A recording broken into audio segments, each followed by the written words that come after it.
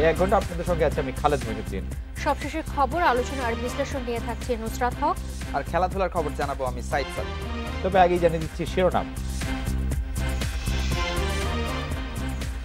NID card জালিয়াতি করে আসামি করা হয়েছে জাহালমকে, সোনালী ব্যাংকের 18 কোটি টাকা লোপাট।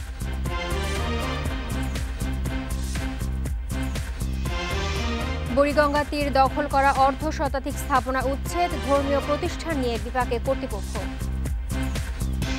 রাত 9টায় বাংলাদেশ আজ মতামত পাঠানোর বিষয়ে মাদক মামলার নিষ্পত্তি হবে 6 মাসে। মতামত পাঠানোর এসএমএস অথবা ফেসবুক আপনাদের মতামত জানিয়ে দিচ্ছি সংবাদের পরের অংশে।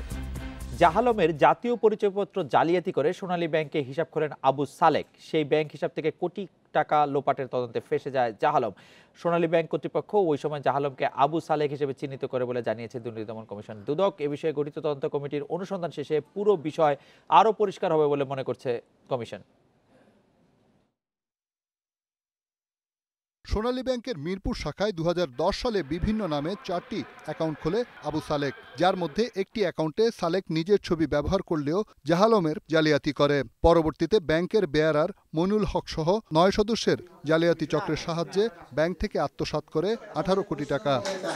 2012 সালে এই আর্থিক কেলেঙ্কারি নিয়ে 33টি মামলা করে দুদক। 2016 সালের ফেব্রুয়ারিতে এসব মামলার অন্যতম আসামি হিসেবে জাহালমকে গ্রেপ্তার করে পুলিশ। সোনালী ব্যাংক কর্তৃপক্ষ জাহালমকে অ্যাকাউন্ট হোল্ডার হিসেবে চিহ্নিত করে বলে জানায় দুদক।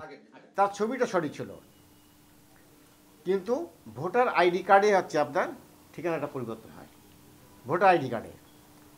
আর নিজ বাড়ি ছিল তার ঠাকুরগাঁ, আর ভোটার আইডি কার্ডের পরিবর্তন করে টাঙ্গাইলে জাহালমের যে গ্রাম, সেই গ্রামের ঠিকানাটা সে ব্যবহার করছে। জাহালম মুক্তি পেলেও অনেক প্রশ্নের উত্তর অমীমাংসিত। তার পরিচয় ব্যবহারকারী সেই আবু সালেক কোথায়? 2018 সালের সেপ্টেম্বর পর্যন্ত কেন নিজেকে নির্দোষ দাবি করে জামিন চাননি জাহালম? এইসব বিষয়ে জানতে কাজ করছে দুদকের কমিটি। আমি সেই ব্যক্তি নই, তাহলে এটা কোনো আদালত কখনো এটাকে রিফিউজ করতে পারে না। তখনই বলবে যে কি ব্যাপার, উনি বলছেন যে এই ব্যক্তি সেই ব্যক্তি, এই নামে আরেকজন ব্যক্তি আছে, সেই প্রকৃত অফেন্ডার। মার্চের প্রথম সপ্তাহে তদন্ত শেষ করার আশা করছে কমিটি। যারাই জাহালমের বিষয়ে দুদককে বিভ্রান্ত করেছে তাদের বিরুদ্ধে আইনি ব্যবস্থা নেওয়া হবে বলেও জানানো হয় কমিশনের পক্ষ থেকে। রিশাদ হুদা, ইন্ডিপেন্ডেন্ট নিউজ, ঢাকা। যে কোনো মাদক মামলায় অভিযোগপত্র গ্রহণের 6 মাসের মধ্যে নিষ্পত্তির নির্দেশ দিয়েছে হাইকোর্ট। বিচারহীন অবস্থায় 3 বছর কারাগারে থাকা এক আসামির জামিন শুনানি শেষে বিচারপতি এম ইনায়েতুর রহিম ও বিচারপতি মোহাম্মদ মুস্তাফিজুর রহমানের বেঞ্চ এই আদেশ দেয়। তদন্তে অবহেলায় দায়ী কর্মকর্তার বিরুদ্ধে ব্যবস্থা নেওয়ার নির্দেশও দিয়েছে আদালত। সুপ্রিম কোর্টের তথ্য অনুযায়ী গত সেপ্টেম্বর পর্যন্ত মাদক মামলার সংখ্যা 1,50,692। এসব মাদক মামলা নিষ্পত্তির হার খুবই ধীর। মাদারীপুরে মাদকের এক মামলায় 2015 সালে গ্রেপ্তার হন মিজানুর রহমান বারোই। তবে এতদিনেও এ মামলায় কোনো সাক্ষী হাজির করতে পারেননি তদন্ত কর্মকর্তা। মিজানুরের আইনজীবী মঙ্গলবার হাইকোর্টে তার জামিন আবেদন করলে বিচারহীনতায় ক্ষোভ প্রকাশ করেন আদালত। এ ধরনের সব মামলায় অভিযোগপত্র গ্রহণের 6 মাসে নিষ্পত্তি করতে বিচারিক আদালতকে নির্দেশ দেন হাইকোর্ট। ডিসি, এসপি ও ওসিকে মামলা নিষ্পত্তিতে তদন্ত কর্মকর্তাকে সহায়তার নির্দেশও দেওয়া হয়েছে। সারা বাংলাদেশের মাদকের মামলাগুলো যে মামলা বিচারিক আদালতে আমলে নেওয়ার পর থেকে পরবর্তী 6 মাসের মধ্যে মামলার কার্যক্রম শেষ করতে হবে। আর এই ব্যাপারে ডিসি, এসপি, মামলা তদন্তকারী কর্মকর্তা সংশ্লিষ্ট আয়োগকে সহযোগিতা করতে বলেছেন। যদি তাদের কোনো গাফলতি থাকে তাহলে তাদেরকেও আইনের আওতায় আনা হবে এবং জবাবদিহি করতে হবে। আদালত বলেছে, বিচারিক আদালতের বিচারক আদেশ না মানলে সুপ্রিম কোর্টের সংশ্লিষ্ট কমিটির কাছে জবাবদিহি করতে হবে। যে আদালতে মামলাটা বিচারাধীন আছে, সে আদালতে যিনি আইন কর্মকর্তা সংশ্লিষ্ট মামলায়, তিনি যদি সাক্ষী আনতে ব্যর্থ হন অথবা তার যদি কোনো গাফলতি থাকে তাহলে তাকেও আইনের আওতায় আনা হবে। এই মামলাটা 2015 সালের মামলা। আসামির সংশ্লিষ্ট আইনজীবী বলেছেন যে 15 সাল থেকে এই পর্যন্ত এই মামলা কোনো সাক্ষী হয়নি, যার কারণে আদালত খুব অসন্তুষ্টি প্রকাশ করেছেন। বিচারিক আদালতে রাষ্ট্রপক্ষের আইনজীবী সহায়তা না করলে সংশ্লিষ্ট কর্তৃপক্ষকে জানাতে বলেছে হাইকোর্ট। জান্নাতুল ফেরদাউস তানভি, ইন্ডিপেন্ডেন্ট নিউজ, ঢাকা। মামলার রায় হওয়ার আগেই মিজানুর রহমান 3 বছর ধরে কারাভোগ করেছেন। গতকাল আদালত জাহালমের মুক্তি হয়েছে। আদালত তার বিষয়ে বলেছিলেন যে 1 মিনিটও নির্দোষ কোনো ব্যক্তিকে কারাগারে দেখতে চায় না। এই যে দীর্ঘদিন ধরে বিচার প্রক্রিয়াগুলো চলছে, সেটা মাদক মামলাই হোক অথবা দুর্নীতি মামলাই হোক, এই বিচার প্রক্রিয়াটার মধ্যে একটা সংস্কার করা খুব জরুরি। আমি মনে করি যে বিচার প্রক্রিয়া আসলে দুটো দিক। একটি তো হচ্ছে প্রসিকিউশন, যখন মামলাটি আসলে তার বা কোনো একটি লোকের বিরুদ্ধে তৈরি করা হচ্ছে, বা কোনো একটা লোকের বিরুদ্ধে আমরা যদি বলি মামলা মানে তো একটি ঘটনা আসলে তার বিরুদ্ধে অভিযোগনামা, যেটিকে আমরা বলি হচ্ছে অভিযোগপত্র বলি বা চার্জশিট বলি, এই প্রক্রিয়াটার ক্ষেত্রে অনেক সাবধানতা অবলম্বন করতে হবে। আরেকটি তো হচ্ছে যে বিচারটি তাড়াতাড়ি করা, একটি প্রসিকিউশন আরেকবার যখন মামলাটি উঠলো, এই দুটি দিক। আমি প্রসিকিউশনের ক্ষেত্রে অসম্ভব সাবধানতা অবলম্বন করার জন্য দাবি জানাই সবসময়, যে আমার কাছে মনে হয় যে প্রসিকিউশনের ক্ষেত্রে যারা এই প্রসিকিউশনটা করে, অর্থাৎ পুলিশ বা অন্যান্য আইন শৃঙ্খলা রক্ষাকারী বাহিনী, এক্ষেত্রে আমরা দুদকের ক্ষেত্রে দেখলাম জাহালমের ক্ষেত্রে, বা কোনো কোনো ক্ষেত্রে র্যাব ইনভলভ থাকে, কোনো কোনো ক্ষেত্রে পুলিশের বিশেষ শাখা বা গোয়েন্দা শাখা ইনভলভ থাকতে পারে, বা আরও কম্পিটেন্ট আইন শৃঙ্খলা বাহিনী, তারা যদি কারো বিরুদ্ধে কোনো একটি অভিযোগ প্রস্তুত করার সময়, অর্থাৎ অভিযোগনামা তৈরি করার সময় যদি তারা একদম নিরপেক্ষভাবে বিষয়টি খেয়াল না করে, বিষয়টির ভিতরে যদি যেটাকে আমরা বলি জুডিশিয়াল মাইন্ড অ্যাপ্লাই না করে, তাহলে কিন্তু এরকম ভুল আরও হতেই থাকবে। এবং আমি বারবার যেটি বলি, বাংলাদেশ যেহেতু একটু আমরা সাংবাদিকরা যেহেতু একই ধরনের সংবাদ খুঁজে বের করতে পছন্দ করি, আপনি কিন্তু আগামী কিছুদিন ধরে দেখবেন যে এই বিচারহীন বেশ কিছু লোকের খোঁজ আপনি পাচ্ছেন। এর একটা বড় কারণ হচ্ছে যে বিচারহীন লোক রয়ে গেছে বাংলাদেশে, যাদের আসলে ভুল করে গ্রেফতার করা হয়েছে, ভুল বশত গ্রেফতার করা হয়েছে। বা আমরা প্রথমে যে খবরটি আমরা পরিবেশন করলাম যে জাহালমের ক্ষেত্রে হয়েছিল জাতীয় পরিচয়পত্র জালিয়াতি করে, মানে ধরেন আপনি আমার নাম জালিয়াতি করে আরেকজন আমার নাম দিয়ে সে টাকা লোপাট করে লোন নিয়ে ভেঙে গেছে, সেরকম মানবাধিকার, যেটা গতকালকে আমি বলছিলাম যে মানবাধিকার কর্মী সুলতানা কামাল কিন্তু বারবারই বলেছেন যে এখন কারাগারে যারা আছেন তাদের মধ্যে 2/3 ব্যক্তি কিন্তু নির্দোষ, আসলে কোনো অপরাধ না করেই হয়তো কোনো না কোনো কারণে কারাগারে তারা আছেন। হ্যাঁ হ্যাঁ, 2/3 মানে পার্সেন্টেজটা আসলে বিষয় না, বিষয় হচ্ছে তারা আছেন কারাগারে এবং এবং তারা নির্দোষ অনেক নির্দোষ হবে। এখন দেখেন প্রসিকিউশনের ক্ষেত্রে কিন্তু এটি সারা ওয়ার্ল্ড ওয়াইড এটি হতে পারে, মানে তা না হলে তো প্রসিকিউশনই একজন মানুষকে শাস্তি দিয়ে দিতে পারতো। বিচারের মুখোমুখি তারা সেই জন্যই করে, কারণ প্রসিকিউশন জানতে চায় এই লোকটির বিরুদ্ধে যে অভিযোগ নিয়ে আসা হয়েছে তা ভুল কি ঠিক। তো আপনি সম্ভাবনার নিয়মে অর্ধেক যে ভুল হবে অর্ধেক যে ঠিক হবে সেটি আপনি ধরে নিতেই পারেন, কিন্তু এই প্রসিকিউশন প্রক্রিয়া যেন নিরপেক্ষ এবং নির্মোহভাবে হয়। আপনি যেন জেনে বুঝে কাউকে ফাঁসিয়ে না দেন, জেনে বুঝে ভুল না করেন। এবং বিচার প্রক্রিয়ার ক্ষেত্রে তো অবশ্যই বিচার প্রক্রিয়ার ক্ষেত্রে আপনাকে চুলচেরা বিশ্লেষণ করতে হয়। এবং একটি ইয়ার ওল্ড সেইং আছে, সেটি হচ্ছে এরকম যে যদি 10 জন অপরাধীও আসলে আপনি পার পেয়ে যায়, আপনি একজন নিরপরাধকে কিন্তু আসলে একদিনও আটকে রাখবেন না 10 জন অপরাধী পার পেয়ে যাওয়ার বিনিময়। সুতরাং প্রসিকিউশনকে এক্ষেত্রে খুব সাবধানতা অবলম্বন করতে হবে। বিচারের সাবধানতা তো আলাদা করে বলতেই হয়, বিচারকরা তো বিচার বিবেচনা করেন। আর আপনি প্রথমে যেটি বলছিলেন যে আসলে এটি দ্রুত করা, সংস্কার করা, অনেকগুলি প্রস্তাব আছে, এর মধ্যে অনেকগুলি বিষয় নিয়ে কাজও হচ্ছে। আমরা আশা করবো যে এগুলি আসলে দ্রুত হবে। এদিকে নদী তীর দখলমুক্ত করার ৪র্থ দিনের অভিযানে বুড়িগঙ্গা পাড়ে অর্ধশতাধিক অবৈধ স্থাপনা উচ্ছেদ করেছে বিআইডব্লিউটিএ। তবে তীর দখল করে গড়ে তোলা ধর্মীয় প্রতিষ্ঠানের বিভাগের কর্তৃপক্ষ কর্মকর্তারা বলছেন এসব স্থাপনার বিষয়ে উচ্চ পর্যায়ের সিদ্ধান্ত প্রয়োজন। কামরাঙ্গীর চরে বুড়িগঙ্গার তীরে সকাল 10:30টায় শুরু হয় অবৈধ স্থাপনা উচ্ছেদের অভিযান। ৪র্থ দিনের অভিযানে উচ্ছেদ করা হয় সিমেন্টের গুদামঘর। এছাড়া স্থায়ী অস্থায়ী অর্ধশতাধিক অবৈধ স্থাপনাও গুড়িয়ে দেওয়া হয়। তবে নদী তীরে 200 ফুটের মধ্যে গড়ে তোলা 2টি মসজিদ ও 3টি মাদ্রাসার বিষয়ে ঊর্ধ্বতন পর্যায়ে সিদ্ধান্তের অপেক্ষায় বিআইডব্লিউটি এর কর্মকর্তারা। এই মসজিদগুলোও কিন্তু তাদের নিজস্ব সম্পত্তি না, অথচ তারা বলতেছে যে এরা মুতাল্লিম তাদেরকে ওয়াকফ করে দিচ্ছে, কিন্তু নদীর জায়গায় মুতাল্লিম ওয়াকফ করার কি? উচ্ছেদ অভিযান শেষে দ্রুত পিলার স্থাপন ও ওয়াকওয়ে নির্মাণের পরিকল্পনা রয়েছে বিআইডব্লিউটি এর। ভ্রাম্যমাণ আদালতের নির্বাহী ম্যাজিস্ট্রেট বলছেন দখলদাররা প্রভাবশালী হলেও ছাড় পাবেন না। যেটা এখনো কার্যকর আছে সেটা দেখা হচ্ছে, এছাড়া যেটা এই মুহূর্তে কার্যকরতা হারিয়েছে সেই ক্ষেত্রে তো যেহেতু সর্বোচ্চ আদালত নির্দেশনা যেখানে সেটাই মানা হচ্ছে। বুড়িগঙ্গা বাঁচাতে এই অভিযানকে স্বাগত জানাচ্ছেন নদী রক্ষা আন্দোলনকারীরা। তবে উচ্ছেদ নিয়ে মিশ্র প্রতিক্রিয়া এলাকাবাসীর। কিছু কিছু জায়গা আছে যেগুলো আপনার অনেক কাগজপত্র আছে বা বৈধতাও আছে। এখানে কিছু অবৈধ আছে, কিছু পর্যায়ক্রমে কাগজপত্র হয়েছে, তো অবশ্যই সরকারের যে কোনো উন্নয়নমূলক কাজে সরকার এটা করবে। ঢাকা, চট্টগ্রাম, খুলনা, রাজশাহী থেকে শুরু করে যতগুলো বিভাগ আছে প্রত্যেকটি বিভাগে যে নদীগুলো দখল করা আছে সেই নদীগুলো একই সঙ্গে একই যোগে উচ্ছেদ করা জরুরি। তা না হলে আমরা যে পরিবেশ বিপর্যয়ের দিকে আগাচ্ছে সেটি আরও বেশি আগাবে। চলতি মাসের মধ্যেই বুড়িগঙ্গার তীর পুরোপুরি দখলমুক্ত করার বিষয়ে আশাবাদী বিআইডব্লিউটিএ। বন ইবনে কামাল, ইন্ডিপেন্ডেন্ট নিউজ, ঢাকা। কর্ণফুলীর উচ্ছেদ অভিযানের দ্বিতীয় দিনে ৩০টি অবৈধ স্থাপনা অপসারণ করেছে ভ্রাম্যমাণ আদালত। সকাল ৯টা থেকে বিকেল ৫টা পর্যন্ত চলে এই অভিযান। এদিকে খুলনায় ময়ূর নদী সহ ২২টি খালের অবৈধ স্থাপনা উচ্ছেদে অভিযান চালায় সিটি কর্পোরেশন ও জেলা প্রশাসন। স্বাধীনতার আগে থেকেই কর্ণফুলী নদীর মোহনা থেকে কালুরঘাট পর্যন্ত এলাকার দুই তীরে গড়ে উঠেছে চালমিল, লবণ, ভোগ্যপণ্যের গুদাম সহ বিভিন্ন সমবায় সমিতির অফিস। সময়ের সাথে সাথে বেড়েছে দখলদারদের তালিকাও। সবশেষ ২০১৫ সালে জেলা প্রশাসন যে তালিকা করেছে তাতে নাম এসেছে শিল্পপতি থেকে শুরু করে স্থানীয় কাউন্সিলরেরও। দখলের বিষয়টি স্বীকারও করলেন অনেকে। কিছু এখানে সরকারের সম্পদ আছে না, এটা আমি বলবো না। সরকারের সম্পদ না থাকলে সরকার উচিত করে কিভাবে? তবে কাউকেই ছাড় দেওয়া হবে না বলে জানিয়েছেন ম্যাজিস্ট্রেট। কর্ণফুলীর তীরে যত অবৈধ স্থাপনা আছে সে যত প্রভাবশালী হোক না কেন, আমরা তাদের স্থাপনা উচ্ছেদ করব এবং আমরা মনে করছি যে আমরা সামগ্রিকভাবে যত প্রস্তুতি নিয়েছি সব মিলে আমরা কোনো ধরনের বাধার সম্মুখীন হব না এবং আমরা সফলভাবে পুরো উচ্ছেদটা শেষ করতে পারব।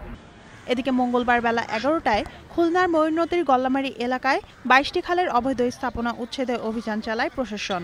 এ সময় সিটি কর্পোরেশনের লিনিয়ার পার্কের স্থাপনাও ভেঙে ফেলা হয়। নগরীর জলাবদ্ধতা নিরসনে অবৈধ দখলদার উচ্ছেদকে এলাকাবাসীরা স্বাগত জানিয়েছেন। একটা সুন্দর কাজ করতেছে, এতে হচ্ছে নদীর যে আপনারা অবস্থা দেখতেছেন এগুলো অবশ্যই শুধরে যাবে। যেভাবে সরকারি জায়গার দখল এটা নিবন্ধন করা হচ্ছে, এটাই তো সবথেকে ভালো। ধারাবাহিকভাবে এ অভিযান চলবে বলে জানিয়েছেন নির্বাহী ম্যাজিস্ট্রেট। শানিলা সরকার, ইন্ডিপেন্ডেন্ট নিউজ ডেস্ক। মামলার কার্যক্রমে গতি আনতে পুলিশকে আরও তৎপর হওয়ার নির্দেশ দিয়েছেন প্রধানমন্ত্রী শেখ হাসিনা। পুলিশ সপ্তাহ উপলক্ষে সকালে প্রধানমন্ত্রীর কার্যালয়ে পুলিশের ঊর্ধ্বতন কর্মকর্তাদের সঙ্গে মত বিনিময়ে তিনি এই নির্দেশ দেন।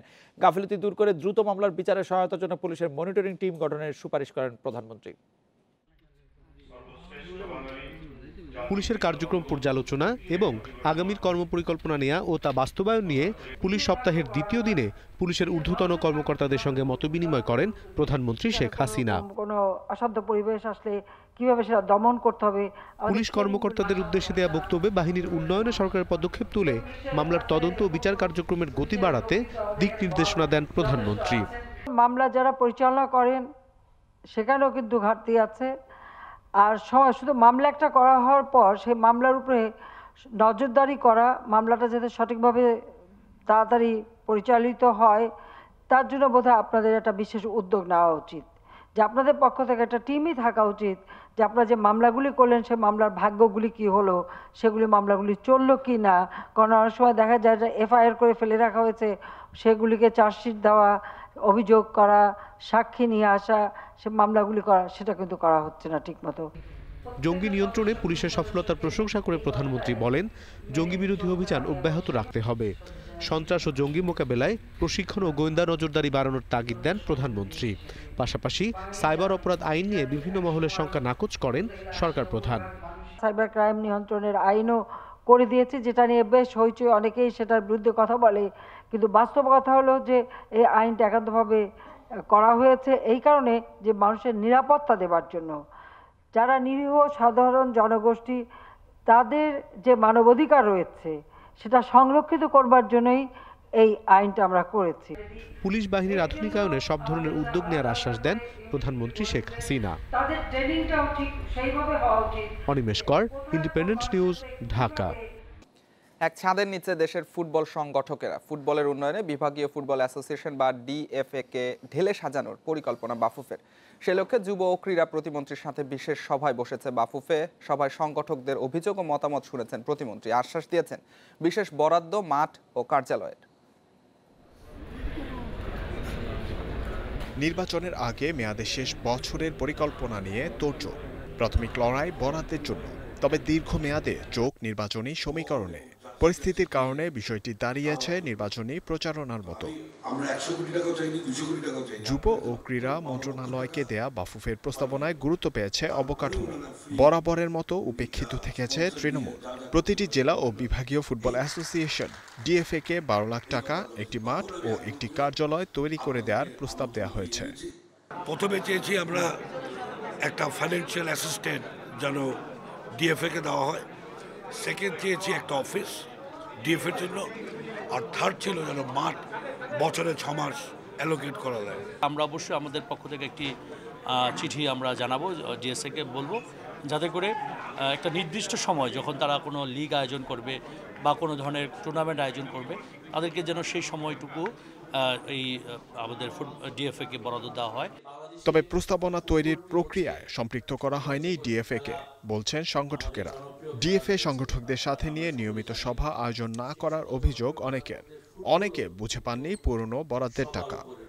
এ পর্যন্ত কোনো ফুটবল ফেডারেশন তৃণমূল পর্যায়ে যাওয়ার কথা চিন্তা করে নাই। অর্থ বড় কথা না, একটা দিক নির্দেশনা তো ফুটবল ফেডারেশন আমাদের ফেডারেশন, আমাদেরকে দিক নির্দেশনা তো দিতে পারে। সভায় ৭১টি ডিএফএর মধ্যে উপস্থিত ছিলেন ৫১টি অ্যাসোসিয়েশনের প্রতিনিধি। ফুটবলের উন্নয়নে ডিএফএ বাফুফে দূরত্ব কমিয়ে আনার পরামর্শ সংগঠকদের। Zahirul Islam, independent news, Dhaka. Premier league ফুটবলের 4 রাউন্ড শেষ, 2 দিনের বিরতি। পয়েন্ট টেবিলের অবস্থান বলছে 6 ভেন্যুতে এবারের লিগ জমজমাট। শীর্ষে নবাগত বসুন্ধরা কিংস, আরামবাগ মুক্তিযোদ্ধার পারফরমেন্স সমর্থকদের মন জয় করেছে। বিদেশিদের সঙ্গে তাল মিলিয়ে দেশিরাও পারফর্ম করছেন। রেফারিং নিয়ে অভিযোগ আসেনি এখন পর্যন্ত। প্রথমবার 6 ভেন্যুতে প্রিমিয়ার লিগ, হোম অ্যান্ড অ্যাওয়ের আমেজ পাওয়া গেছে প্রথম 4 রাউন্ডেই। তাতে বেড়েছে প্রতিদ্বন্দ্বিতা। জায়ান্টরা প্রতিপক্ষের মাঠে খেই হারাচ্ছে। এই 4 রাউন্ডে দেখা গেছে অঘটন। শেখ জামাল মোহামেডানের বেগতিক অবস্থা, টানা 3 ম্যাচ হেরে টেবিলের 10-এ সাদা কালোরা। কম বাজেটের দল নিয়ে বড় দলগুলোর সঙ্গে সমান তালে লড়ছে মুক্তিযোদ্ধা। তবে এখন পর্যন্ত সবচেয়ে বড় চমক আরামবাগ। 3 ম্যাচ জিতে ওরা টেবিলের 3-এ, শীর্ষ 5-এ থাকা সব দলের সমান 9 পয়েন্ট। এতেই পরিষ্কার লিগ জমেছে বেশ। আবাহনীর একচেটিয়া দাপটে ভাগ বসিয়েছে ঘোড়া ফুটবলের নতুন পাওয়ার হাউস বসুন্ধরা কিংস। এখনও কোনো গোল হজম করেনি ওরা। সঠিক পথেই আছে আরেক জায়ান্ট সাইফ স্পোর্টিং। শেখ রাসেলও ঠিকঠাক এগুচ্ছে। সর্বোচ্চ গোলদাতার তালিকায় প্রত্যাশিতভাবে বিদেশিদের দাপট। দেশিদের এক প্রতিনিধি আরামবাগের জাহিদ হোসেনের অ্যাকাউন্টে 3 গোল। বড় বিদেশিদের ভিড়ে নাম্বার 1 মুক্তিযোদ্ধার বালুফা মুসা। হ্যাটট্রিক সহ 5 গোল এই আইভরি কোস্ট ফরওয়ার্ডের। 6 ভেন্যুতে লিগ, কম সময়ে মাঠ প্রস্তুত করা হয়েছে। সময়ের সাথে অবস্থার উন্নতি দেখা গেছে। এখনও ঘটেনি অনাকাঙ্ক্ষিত ঘটনা। রেফারিংয়ের মান নিয়ে আপাতত সন্তুষ্ট ক্লাবগুলো। Abidur Rahman, independent news. খেলার খবরে এই ছিল আমার কাছে। আরো কিছু খবর জানাচ্ছেন খালেদ নুসরাত। সাদি, আপনাকে ধন্যবাদ। রোহিঙ্গা সংকট আঞ্চলিক সংকটের রূপ নেয়ার আশঙ্কায় কানাডার মিয়ানমার বিষয়ক বিশেষ দূত বব রে এই সমস্যা দ্রুত সমাধানে মিয়ানমারের উপর চাপ বাড়াতে আঞ্চলিক পর্যায়ে দেশগুলোকে এক হওয়ার আহ্বান জানিয়েছেন তিনি। অন্যদিকে পররাষ্ট্রমন্ত্রী এ.কে আব্দুল মোমেন বলেছেন, রোহিঙ্গা সমস্যা দীর্ঘায়িত হলে গোটা বিশ্বেই প্রভাব পড়বে। বাংলাদেশের আশ্রিত রোহিঙ্গাদের পরিস্থিতি দেখতে এবং সংকট সমাধানের উপায় নিয়ে আলোচনার জন্য 5 দিনের সফরে গত শুক্রবার ঢাকায় আসেন কানাডার প্রধানমন্ত্রী জাস্টিন ট্রুডোর মিয়ানমার বিষয়ক বিশেষ দূত বব রে। মঙ্গলবার কানাডিয়ান হাই কমিশনের গোল টেবিলে মূল বক্তা হিসেবে যোগ দেন তিনি। রাখাইনে ঘটে যাওয়া হত্যাযজ্ঞের জন্য দায়ীদের বিচারের আওতায় আনার উপর জোর দেন বব রে। এটি শুধু বাংলাদেশ বা মিয়ানমারের সমস্যা নয়। রোহিঙ্গা সংকট একটি আঞ্চলিক সংকটে রূপ নিতে চলেছে, যার দীর্ঘমেয়াদে প্রভাব পড়বে সমাজ, রাজনীতি, অর্থনীতি ও নিরাপত্তার উপর। তাই সমস্যা সমাধানে মিয়ানমারের ওপর আঞ্চলিক চাপ বাড়াতে হবে এবং অগ্রণী ভূমিকা রাখতে হবে চীন ও ভারতকে। অনুষ্ঠানে পররাষ্ট্র প্রতিমন্ত্রী শাহরিয়ার আলম বলেন, রোহিঙ্গা ক্যাম্পে নিরাপত্তা নিশ্চিতে নজরদারি আছে আইন শৃঙ্খলা বাহিনীর। যে কোনো ধরনের জঙ্গি তৎপরতার বিষয়েও সতর্ক সরকার। রোহিঙ্গাদের ভাষাঞ্চরে স্থানান্তরের বিষয়ে দাতা সংস্থাগুলো যে উদ্বেগ জানিয়েছে তা সঠিক নয়। সরকার একজন রোহিঙ্গাকেও জোর করে সেখানে পাঠাবে না। বাংলাদেশ যেখানে 11 লাখ রোহিঙ্গাকে আশ্রয় দিয়েছে, সেখানে 1 লাখ রোহিঙ্গাকে যে অনিরাপদ জায়গায় স্থানান্তর করা হবে না, সেই বিশ্বাস রাখতে হবে। এর আগে পররাষ্ট্রমন্ত্রী এ.কে আব্দুল মোমেনের সঙ্গে বৈঠক করেন বব রে। এ সময় রোহিঙ্গাদের নিরাপদ ও সম্মানজনক প্রত্যাবাসনের জন্য বাংলাদেশের নেওয়া পদক্ষেপ তুলে ধরেন মন্ত্রী। রোহিঙ্গা সমস্যা দীর্ঘায়িত হলে এ অঞ্চলে অনিশ্চয়তা ও অস্থিতিশীলতা দেখা দিতে পারে। এটি কেবল মিয়ানমার ও বাংলাদেশের নয়, বরং এই অঞ্চলের অন্যান্য দেশের জন্য সমস্যার কারণ হতে পারে। It will affect Myanmar. আলোচনায় রোহিঙ্গা সংকটে কানাডা বাংলাদেশের পাশে থাকবে বলে আশ্বাস দেন বব রে। নাফিজাউল্লাহ, ইন্ডিপেন্ডেন্ট নিউজ, ঢাকা।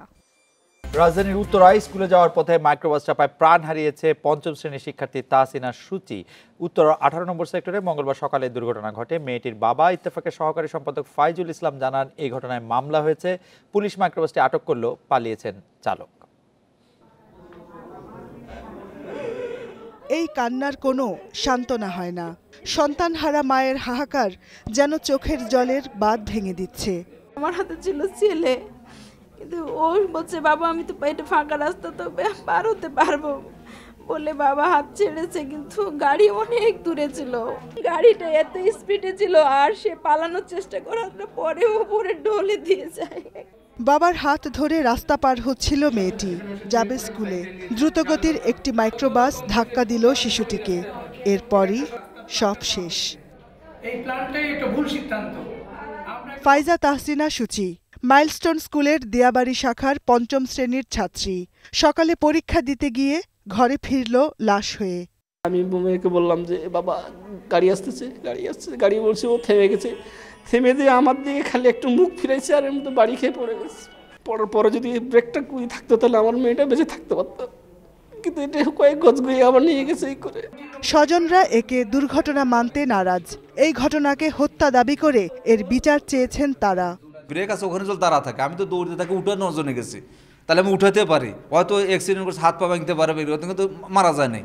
কিন্তু ওই ড্রাইভার আবার দ্বিতীয়বার তখন গাড়ি টান দিচ্ছে, তখন সে দিছে টান দেওয়ার সাথে সাথে বুকের উপরে দেখেছে চাকাটা চোখের সামনে, তখনই সে মারা গেছে। ন্যায্য বিচার চাই। এই খবর পত্রপত্রিকা যখন চলে গেল তখন এইখানে গৃহায়ন ও গণপূর্ত মন্ত্রী জনাব রেজাউল করিম সাহেব এখানে এসেছিলেন, ওনার সাথে আমাদের কথা হচ্ছে, আমরা বিচার দাবি করেছি।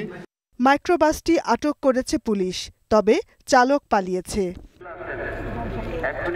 মরদেহের ময়নাতদন্ত শেষে উত্তরার রাজুক আবাসিক এলাকায় সূচির জানাজায় অংশ নেন শোকার্ত প্রতিবেশী ও স্বজন। Jahanara Parvin, Independent news, Dhaka. সড়ক দুর্ঘটনায় গোপালগঞ্জে 2 জন সহ 5 জেলায় 6 জন নিহত হয়েছেন। এসব ঘটনায় আহত হয়েছেন অন্তত 14 জন। গোপালগঞ্জে বাস খাদে পড়ে বেসিক ব্যাংকের কর্মকর্তা নুরুল ইসলাম ও মোমেনা বেগম নামের এক নারী নিহত হন। এ ঘটনায় 10 জন আহত হয়েছেন। এক যাত্রী জানান, দুর্ঘটনার সময় মোবাইল ফোনে চালক কথা বলছিলেন। মেহেরপুরের মুজিবনগরে বাসের চাপায় কৃষক শমশের মালিথা নিহত হন। গৌরীপুরের রাস্তা পার হওয়ার সময় এই দুর্ঘটনা ঘটে। বাসটি জব্দ করেছে পুলিশ। অন্যদিকে গাংনীর বামন্দিতে মোটরসাইকেল দুর্ঘটনায় 2 এসএসসি পরীক্ষার্থী আহত হয়। এছাড়া টাঙ্গাইল, ফেনী, সিরাজগঞ্জে মারা গেছেন 3 জন, আহত হয়েছেন 2 জন।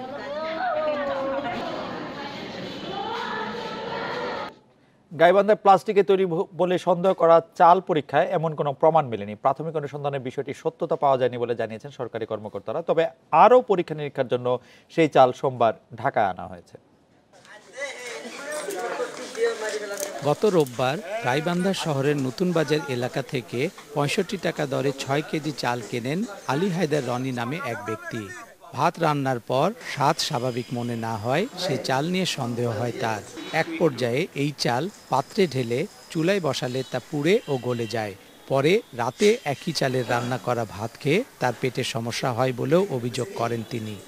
নিয়ে এসে দেখলাম কেন জানি পোড়া দিলে চালটার মধ্যে আর কি তেলতেলা একটা ভাব, মানে গলে হয়ে যাচ্ছে, এক জায়গায় হয়ে যাচ্ছে প্লাস্টিকের মতো। এনারা সবাই ছিল, সবাই দেখছে আর কি। তো তখন আর কি ওই একটা প্লাস্টিক পোড়া একটা গন্ধ কেমন জানি।